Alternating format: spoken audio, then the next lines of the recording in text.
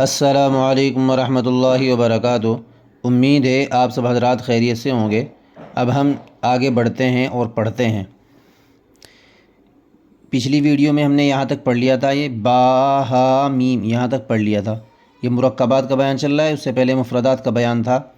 حرفوں کی شناخت کرائی گئی تھی، پہچان کرائی گئی تھی اور ان کے تلفظ کی ادائیگی درست کرانے کی کوشش کی گئی تھی۔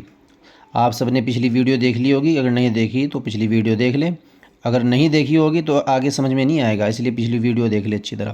اب ہم یہاں سے پڑھتے ہیں۔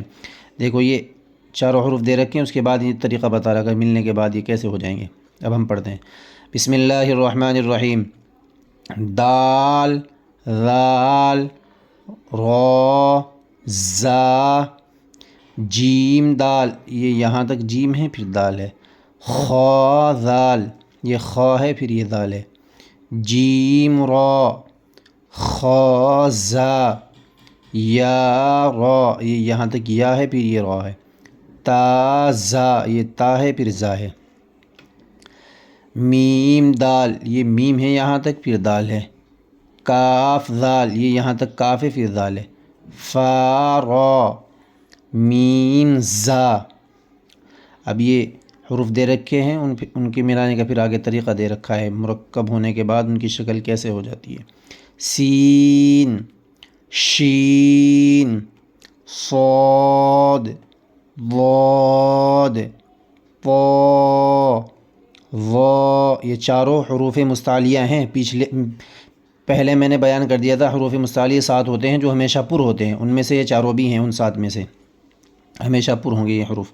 سین لام، شین لام، صاد با، یہ یہاں تک صاد ہے پھر با ہے۔ طا با، ضاد الف، یہ یہاں تک ضاد ہے پھر الف ہے۔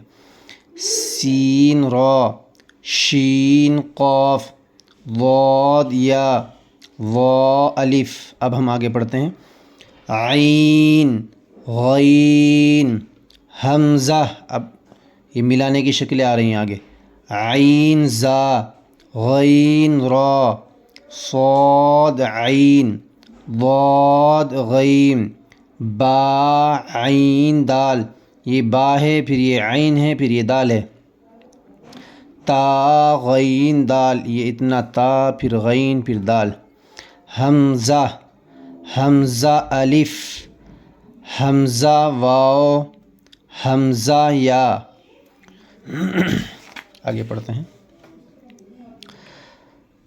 فا، قاف، واو، میم، قاف واو، فا واو، یہ فا ہے یہ واو ہے۔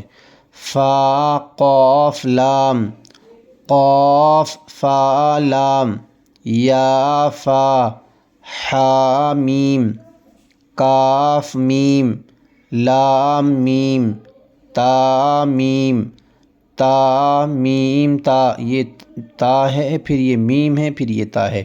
آگے امتحان آئے گا، جو حروف پڑھ لیے ہیں ہم نے مرکب ہونے کے بعد ان کی شکلیں کیسے ہو جاتی ہیں، ان کی ہم شناخت کریں گے الگ الگ حروف کی، وہ اگلے سبق میں انشاءاللہ تعالی بیان کر دیا جائے گا۔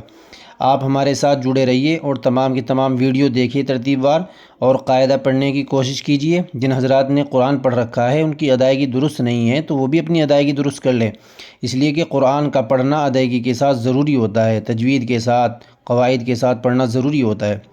ہماری کوشش یہ رہتی ہے کہ ویڈیو زیادہ لمبی نہ ہو، اپنے اصل مقصد کی طرف توجہ دی جائے۔ ہمارا مقصد آپ لوگوں تک قرآن کو پہنچانا ہے، قرآن کو عام کرنا ہے، اور قرآن کو تجوید کے ساتھ، ادائیگی کے ساتھ لوگوں کے قرآن کو درست کرانا ہے اور بچوں کو اچھی طرح پڑھانا ہے۔ آپ اپنے بچوں کو برائے کرم قرآن کے پڑھنے کی ترغیب دیجیے تاکہ مرنے کے بعد وہ ہمارے لیے ذخیرہ آخرت بنے، اور ہو سکے تو اس بندے کی ویڈیو کو لائک بھی کر دیجیے اور سبسکرائب بھی کر دیجیے چینل کو۔ جزاکم اللہ خیر و احسن الجزاء۔ السلام علیکم ورحمۃ اللہ وبرکاتہ۔